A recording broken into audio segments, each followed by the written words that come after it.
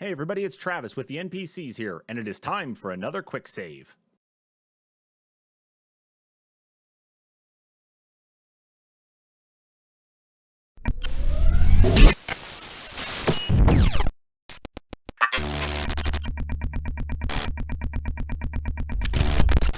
For November 9th, 2021, here is what you need to know.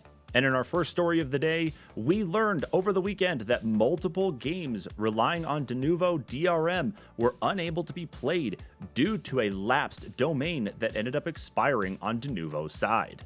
As reported on by multiple users over on Reset Era as well as on Steam, any game that has Denuvo DRM baked into it was unable to be launched due to a domain that expired on November 7th.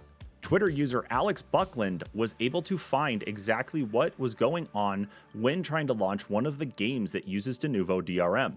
One of the error messages that popped up provided a domain that Alex ended up using to reverse search through Whois and was able to find the domain itself had expired. It had originally expired back in September, however it appears a grace period allowed the domain to work all the way up through the 7th. Of course, Denuvo as a DRM service is the bane of everybody's existence in video games and ended up taking down several major games that had only just released this previous year. Games such as Back 4 Blood, Deathloop, as well as Guardians of the Galaxy. In a request for comment from PC Gamer, Denuvo did reply and did indicate that they were able to resolve the issue and that it was a domain problem, but did not confirm if the domain expiry was the exact problem. In our next story, on the informal Mass Effect holiday known as N7 Day, Bioware released a teaser poster for the upcoming Mass Effect game. With the teaser poster, they provided the tweet, "We have another N7 Day surprise for you from the team working on the next Mass Effect. Thank you for all being the best fans in the world." Upon inspecting the poster that was shared out by the Mass Effect team, we are able to see 4 different figures exiting a dropship, one of them appearing to be a Krogan, who are looking to investigate some type of body that is buried in the debris near the dropship. Upon additional inspection and zooming in on the figure itself, it appears to be the body of a Geth, the robotic antagonists from the first 3 Mass Effect games. But of course, by zooming out on the full poster itself, you can actually see that the island or peninsula that the team is standing on appears to be the front portrait of a Geth. We can only assume that the story is going to be focusing on the Geth yet again, who at the end of Mass Effect 3 gained full sentience and were able to support the war effort against the Reapers. Outside of the tweet from BioWare, as well as the poster that was being shared out, there have been no other details on the upcoming Mass Effect game. And in our last story for today, Konami is now starting to pull Metal Gear Solid 2 and Metal Gear Solid 3 from digital storefronts. Metal Gear Solid 2 Sons of Liberty and Metal Gear Solid 3 Snake Eater both use quite a bit of historical footage, which requires licensing from different entities.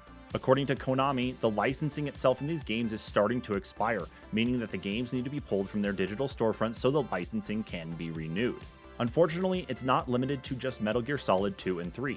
Any collection that contains either of the games or both of the games, particularly the Metal Gear Solid HD collection, are also affected by the removal from digital storefronts.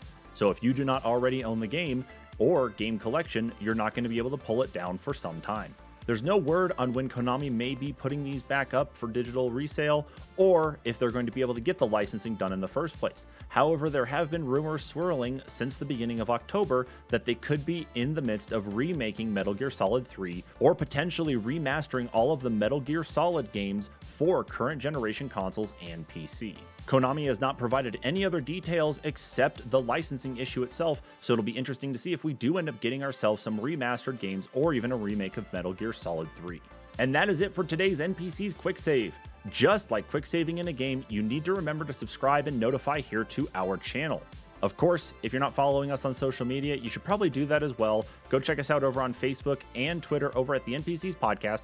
And of course, our main thing is the podcast itself. Go check that out and subscribe on your favorite podcast platform of choice, all listed on our homepage, anchor.fm/the-npcs-podcast.